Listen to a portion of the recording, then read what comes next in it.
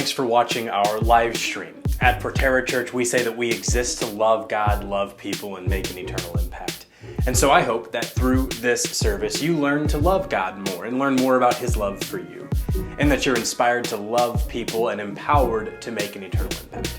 My name is George Holloway. I'm the pastor of this church. We're a new church. We started just before the pandemic. In fact, we launched 3 weeks before we had to close because of COVID. But God's been faithful to us, and we're excited for where He's going to lead us as we continue to try to grow our church. We're a very relational church, a church where if you come and join us in person, you're going to find a community of people that will really care about you personally. And I think you'll really enjoy and appreciate that about our church. So if you're somebody who's looking for a place to belong, a place where you can be welcomed and loved as you are, Forterra Church is the place for you. I'd love to see you in person for our services. They're every Sunday at 5 p.m. You can find the address on our Facebook page or our website, and we would love to be able to see you there. If you are new and you'd like to learn how you can take a next step, go ahead and just leave a message in the comments of this video that just says connect. And I'll follow up with you this week and help you find ways that you can get connected and take a next step at Forterra Church. We're very thankful that you would choose to worship with us this evening. If you're somebody who's been with us for a while and you're watching because you couldn't make it on Sunday, thank you for making this a priority to continue learning right alongside the rest of your church, even when you can't be there. Now, I do want to say something for those of you who are maybe watching from a distance.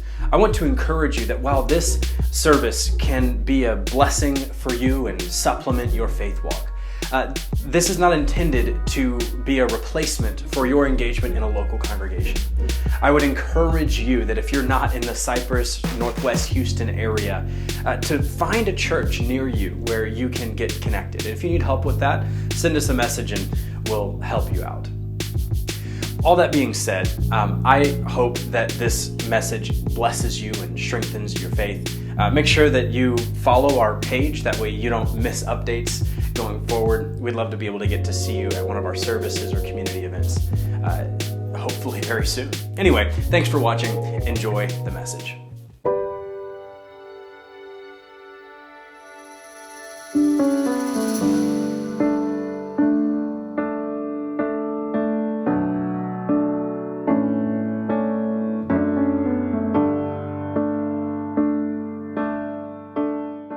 All right. Well, welcome to the last part. Y'all can take a seat. Welcome to the last part of the In This House series. This has been one of our longer series, but as you know, definitely not the longest. In fact, half as long as our longest series. But I've enjoyed this. Have y'all learned something in this series? Good. Me too, actually. It's been a lot of fun learning alongside you just about what it looks like to be a member of the house of God. And in the last few weeks, what it looks like to be a member of this house. So thank you for joining us in this journey as we have been through this series. Let's open in a word of prayer, and then we'll get into the message. Dear God, thank you for being with us in this place. I thank you that you promise that you are with us. I thank you for your word and how it applies to our lives all these thousands of years later. I ask that you would open our hearts and prepare our minds to receive what you have to say to us today. Now, church, before we finish praying, take a moment there in your seats to pray for yourself and ask that God would speak to you and that He would ready your heart for what He has to say.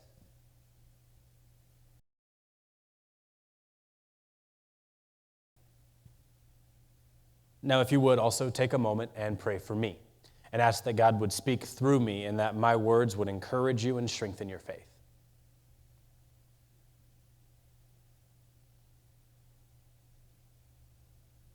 Well, it's in Jesus' name we pray, and all God's people said, Amen. As a kid, I was really, really bad about remembering what I was told to do and what I was told to get. Like really bad. In fact, it was so bad that my parents told me that when I die, my tombstone is going to read, "Here lies George, he just forgot." And we laugh about it, but it did traumatize me a little bit. But the reason was, it was very good reason. Before you think too badly of them, I mean, it was a problem. They would send me to go and get something. They'd tell me where to get it, and I would run to go and get it, come back, having completely forgotten what it was I was supposed to get, having to ask, what was I supposed to get again? Oh, yeah, okay, I'll go get it, right? And they knew that I was really bad about this, and so they would sometimes mess with me. And they would say, hey, George, I need you to go look in the kitchen next to the sink and get it and bring it back to me. I need it for what we're doing in the yard. But they wouldn't tell me what it was. They would just say, go get it, and give me a specific location, knowing that I wasn't listening for what I was supposed to get. And so I'd come back feeling frustrated that I couldn't remember what they told me to get. And they would laugh and, we didn't tell you and we were messing with you. Oh, yeah, y'all are real funny, Mom and Dad, real funny. But men, we tend to get in this situation often, don't we? Like, guys, she'll send you to the store to get paper towels and milk, right? And you come back with chips, with Oreos, milk to dip the Oreos in, paper plates, and a watermelon, right? And she goes, oh, good, you got the milk. And you're like, oh, I got lucky with that one. I needed it for the Oreos. And she goes, but where's the paper towels? And you go, I knew it was paper something. That's why I got the paper plates. I couldn't Any other guys in here ever experienced that? Are you willing to? Or wives willing to say your husbands have done that? Yeah, okay, I saw more hands when I asked the wives. Now, women, no, never mind, you don't do this. Y'all are actually pretty good about this. But we've all been in situations where you feel like you're supposed to be doing something, you just can't remember what it was, right? And I feel like sometimes our lives as Christians can be like that. We know we're supposed to be doing something, but sometimes we just don't know what it is. Like, there's so many things that the Bible talks about that we're supposed to do and not do that it can feel like, well, how can I remember all of it? And so we just give it our best shot with our personal relationship with Jesus and just, I'm just going to stick with that. And if I can get that straight, then I'll be all right, because the rest of it, I just forget what I'm even supposed to do, or I'm not sure how I'm supposed to do it. Like, I know it has something to do with helping other people know Jesus, but beyond that, sometimes I feel lost. Anybody willing to say you feel that way sometimes?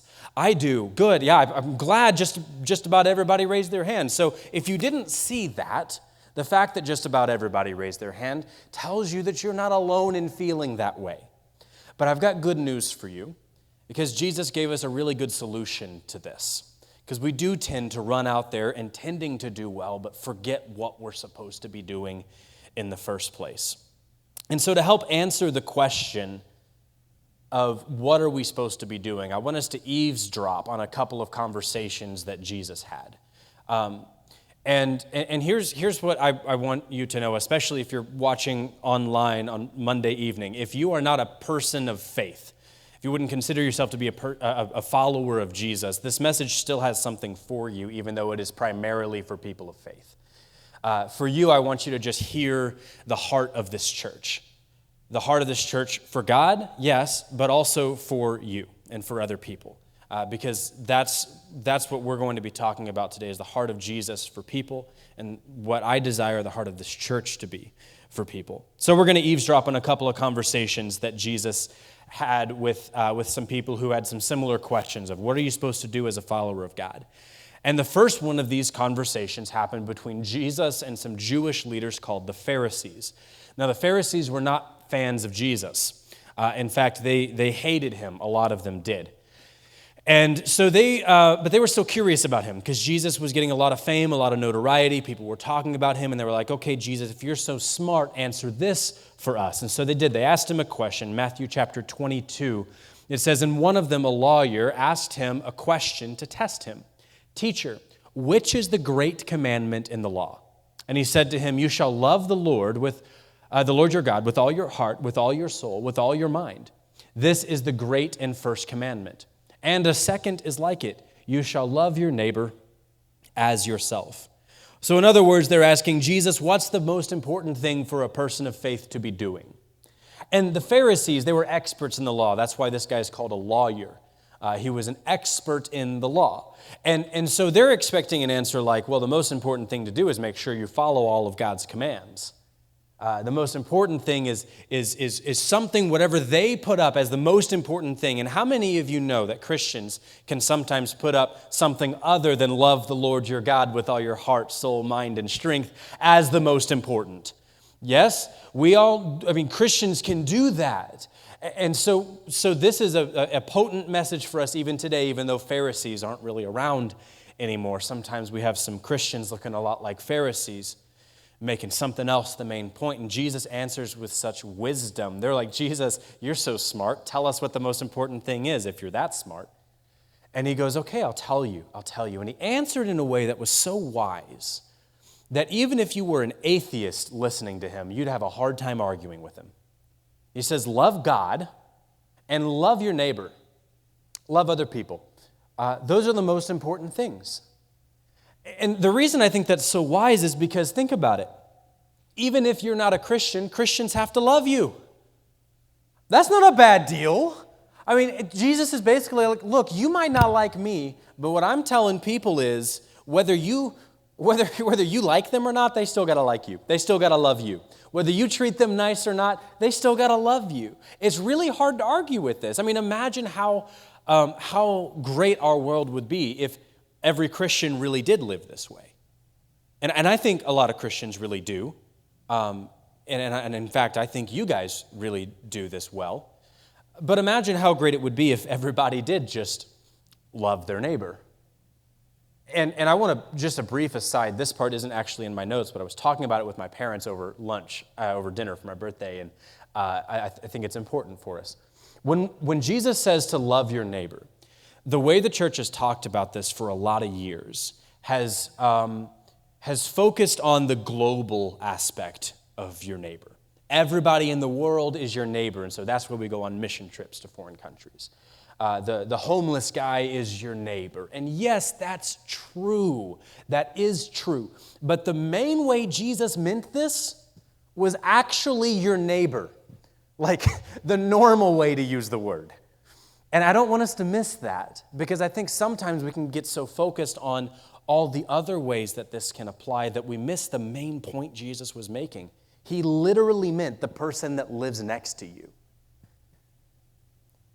That's important to remember, right? Like I said, sometimes we can run out and forget what we're supposed to be doing. This is one of those things. We can run out going, we got to love our neighbors. And so we're going to, give to missions, and that's good. And we're going to support, organizations like Abba's House, and that's good, that's wonderful. But who lives next to you? Who's actually your real neighbor? That's who Jesus is mostly talking about here. So Jesus gives this incredibly wise answer. These are the two things that I want you to do. But Jesus was actually hitting at something a little bit deeper than this. If you're anything like me, when you hear somebody talk about, well, if we just loved everybody, the world would be a better place, there's part of you that goes, okay, hippie. Yeah, sure, but what's the meat of this? What's the meat and potatoes? And Jesus wasn't leaving out the meat and potatoes. Jesus was hitting at something deeper here. He was actually reminding these Pharisees of something that they already knew, but in a way that was easier to remember. How many of you want a way to know what you're supposed to do in a way that's easier to remember? I do. Yeah, and Jesus recognized that. And that's what he's doing here. You see, these two commands, to love God and love people. That's how we say it in our mission statement, to love God and love people. These two commands were actually a summary of the entire law of God. That's why Jesus finished what he said here with this. He said, on these two commandments, to love God and love people, depend all the law and the prophets. Jesus was giving a summary of all of the commands God had ever given. Now, there's part of you that may be wondering, okay, but I know there's more than two. There's at least 8 more. There's the 10 commandments. And then if you ask the Pharisees, they would have said, actually, Jesus, there's more than just these 2. There's about 635 of them. And so there's part of you that may be wondering the same thing, like, yeah, I know there's more than just this. Is it really that simple? But the thing is, all of those commandments that you might even be able to name a few of, like don't kill people, don't steal stuff, don't lie, stuff like that, right? All of those commandments can actually be summarized in love God and love people. If you look at the 10 commandments, they're actually divided into two halves. So the first half is the love God commands. Don't have any other gods. Don't take God's name in vain, which, by the way, brief aside, what that really means isn't not to use God's name as a swear word, which is probably not the best idea. But what this means is don't take on the name of God as like God's people. Don't say, I'm a Christian in vain. Kind of like you, if you're getting married and wives, you took on your husband's name. You didn't take that name in vain. You took it for a reason, because you were going to be faithful to him, and y'all were going to be one family, and that's what he's saying. So don't take God's name. Don't be a Christian, a Christ follower in vain. Don't take that if you're not going to live it. And so that's actually what he's saying here. So don't take God's name in vain and honor the Sabbath, God's day. So these are all the love God commandments. And then the second part of the commandments is honor your parents. Don't murder, don't commit adultery, don't steal, don't give false testimony, don't covet your neighbor's house or his stuff or his wife. And all of those things are love people commands. Like if you love people, you're not going to kill them. If you love people, you're not going to take their stuff. If you love your spouse, you're not going to commit adultery, and so on, right? And so Jesus says, you can take the basic guidelines I gave you for life, and I already put them down to 10, but I'm going to make it even easier for you. Here's 2. Love God, love people. Now, here's what I love about what Jesus did, because he did this all the time in the way that he taught. He would take some teaching of the Old Testament, and he would just take it a step farther. Notice that almost all of those commands, with the one exception being honor your parents, but the rest of them are things you shouldn't do, right? But love looks like more than just not killing somebody, right? Love looks like more than just not stealing from them. It looks like seeking their good, demonstrating that you care about them. And so Jesus doesn't just say, obey God and don't be mean to people. He says, love God and love people. He's taking it a step further than that. And Jesus didn't just tell us to do it. He modeled it. And so if you want to know what it looks like to love God and love people, you can quite literally just look at Jesus. And the way that Jesus lived, the way that he loved people, was he was kind to the people that other people weren't kind to. He saw past the sin in someone else's life and saw someone that he could turn into a saint. He looked into someone and said, this is somebody that my Father cares about. Therefore, I care about this somebody. And when he encountered someone that had a need, he did what he could to try to meet it. Now, I'm going to be honest with you. When you live in suburbia, identifying what your neighbor needs is hard, right? And so saying, live like Jesus, meet people's needs, is like, okay, what am I supposed to do? My neighbor doesn't want me to mow his yard or wash his car. He's not hungry. I don't need to give him something to eat. Although some of you may have neighbors like that, and if you do, absolutely please, and if you need help, let me know. We will find a way to make it happen, right? If somebody is hungry, we'll find a way to feed them. But reality is, most of the people we come across in our lives they're doing all right? Like, what do they need? Well,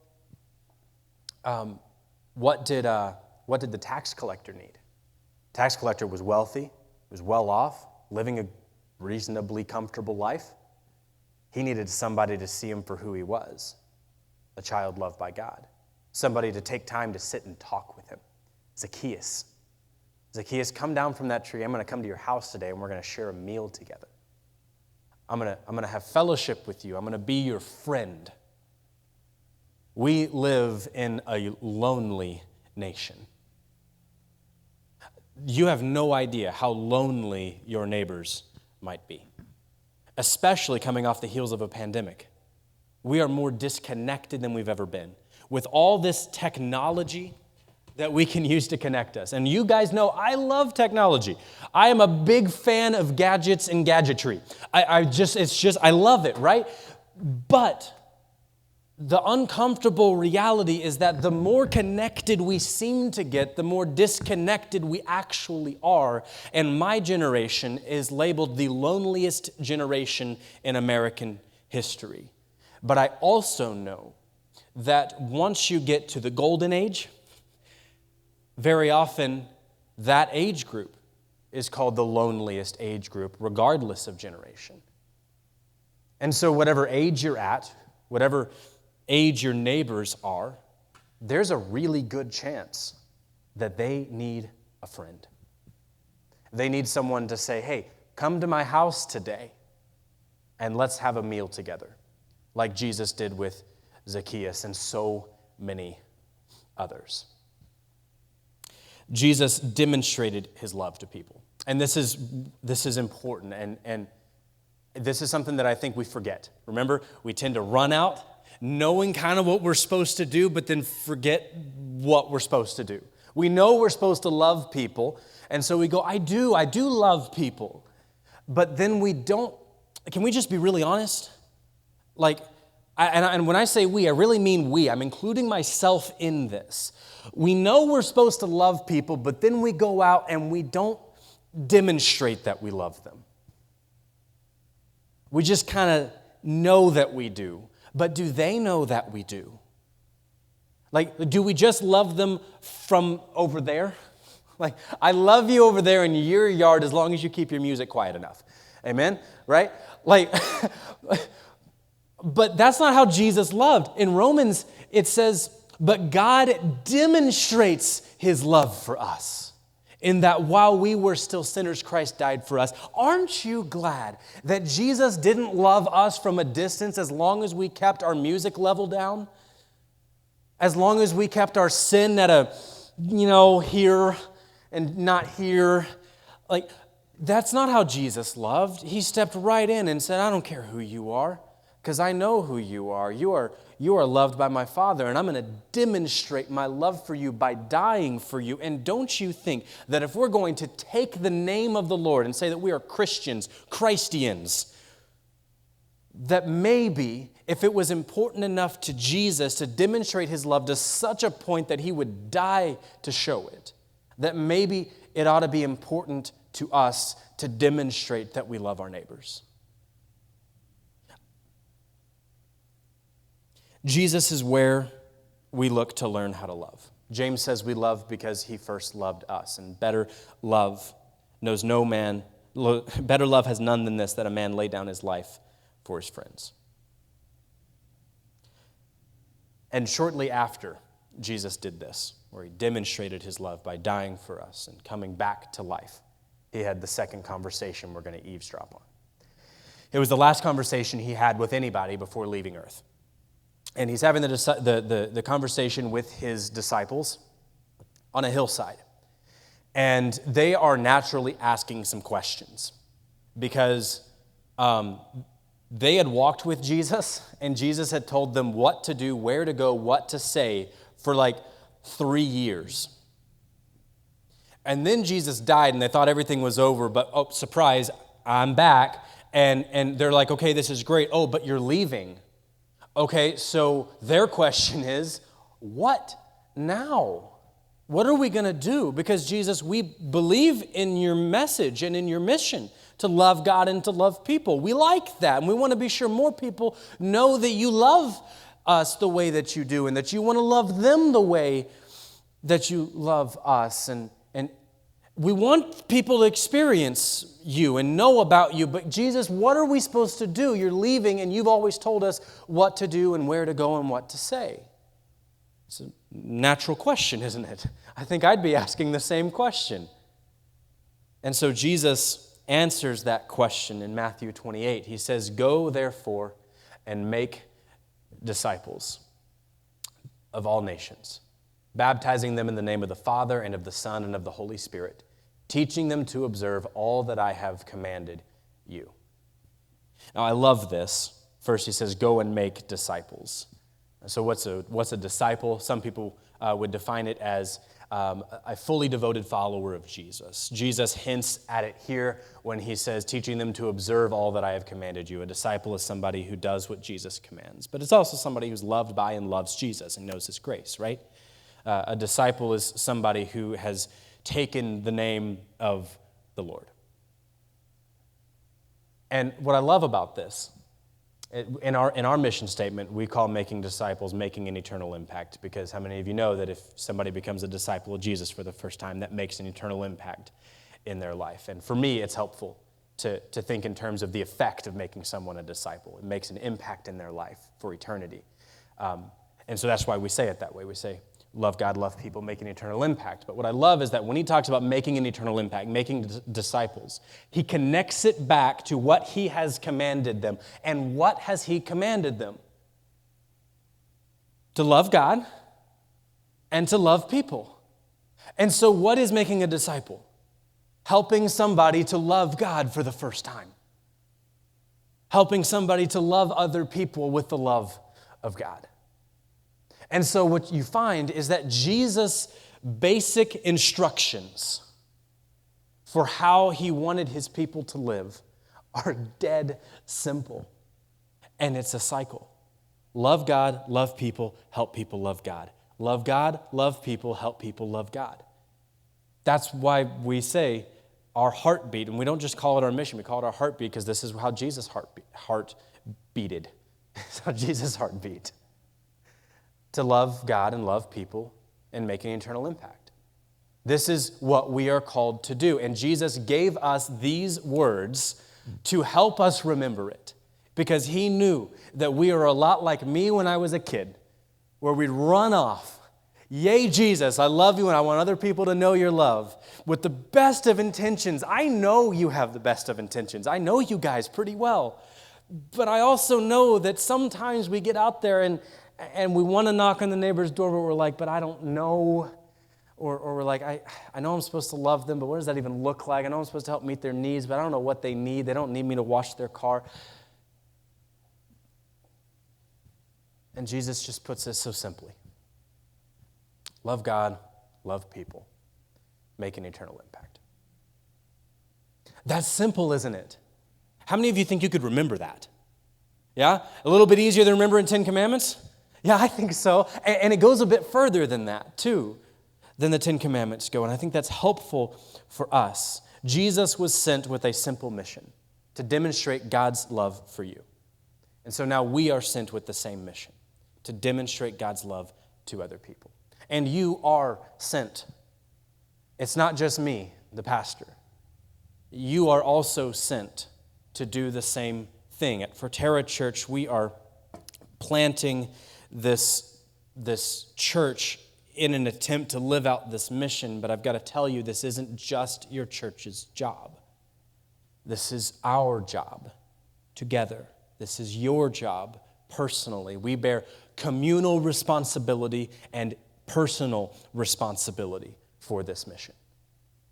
And Jesus is dead serious about it, quite literally. I know sometimes it can feel like there's a lot of stuff to remember and a bunch of commandments to keep straight. And it can be hard to remember it, but Jesus didn't want it to be that way. He wanted it to be simple. So he gave us these 3 phrases that we've changed to modify our, to be more memorable for our language today. But love God, love people, make an eternal impact. Just imagine what the world would be like if all of us did that. If we really, really believed it. Imagine the difference that it would make if we put our attention into loving other people and helping them to love God. We would put the needs of others before our own. We would use religion as a way to love people instead of shame people. We would use our resources to make sure that we're doing the best job that we can to make an eternal impact. We would have our priorities set to make God's love known most powerfully. And so I want you to know that it's my desire that Forterra Church is a church that takes this seriously, that takes Jesus' mission and really, actually does it. And I want to encourage you, one, I've seen you guys grow in this, and I've seen you take steps to love your neighbors, and I think that's wonderful. I also know that God is a God of perpetual sanctification, a God who constantly sanctifies us and wants us to become more and more like Jesus. And so as wonderful as you do, let's keep doing it. Let's keep on this mission together. So this week, your challenge is to find a way to really love somebody. And I'm going to challenge you, as I have many times before, for this to actually be one of your neighbors. And it doesn't have to be invite them to church, although it would be wonderful if that came up in conversation. Find a way to love your neighbors. Last week, I took some of Ruth and Russ's cookies. I cheated. I used their cookies. I didn't make them. Over to my neighbors. That could work. Maybe you could invite them over for coffee on the porch. Or, a whiskey and a cigar on the porch. Whatever works for you guys. Find a way to love someone practically this week. Go out of your way to tell somebody you care. Send them a text. Say, hey, I was thinking about you today. How can I pray for you? You never know. How many of you have done that? Have sent somebody a text like that? Deb has. And Deb and Reagan has. I bet you could both tell me that there have been times you've done that where someone has said, oh, I'm so glad you asked. I've got something going on right now I really need prayer for. Those things, sometimes, you're right, and sometimes they won't tell you what it is, but very often, and sometimes you'll reach out to somebody and they'll go, yeah, things are good, just pray things stay that way. Great, I can do that. But other times you'll reach out to somebody and they'll go, how did you even know to ask? That's what happens when you follow the mission of Jesus. Maybe invite them to dinner, pick up the tab, just find a way to practically love somebody in your life. Hopefully somebody that you don't know where they're at with Jesus. And remember, Jesus demonstrated his love for you. You can hang on to that. It was a real, actual thing that happened. And because he did that, he asks us to actually demonstrate love for other people as well. Let's close in prayer, and then we'll close in a couple of songs as we end our service. Dear God, thank you for this simple way of remembering what you've asked us to do. I'm grateful that you know that even though you made us to be smart people, sometimes we forget stuff, and you just came up with a way to help us remember it. I love that about you, because you're a God that thinks practically about human life. You are not unfamiliar with the way that we are. In large part, Jesus, because you were one of us. You made us and you became one of us, and you're familiar with what life is like as one of us. And because of that, you just give us practical tools to live out your mission. And I thank you for that you're not a distant God that loves us from afar but loves us up close and understands what we need. I ask that you would help us to boldly live out your mission this week. In your name I pray. Amen. Let's stand and sing together.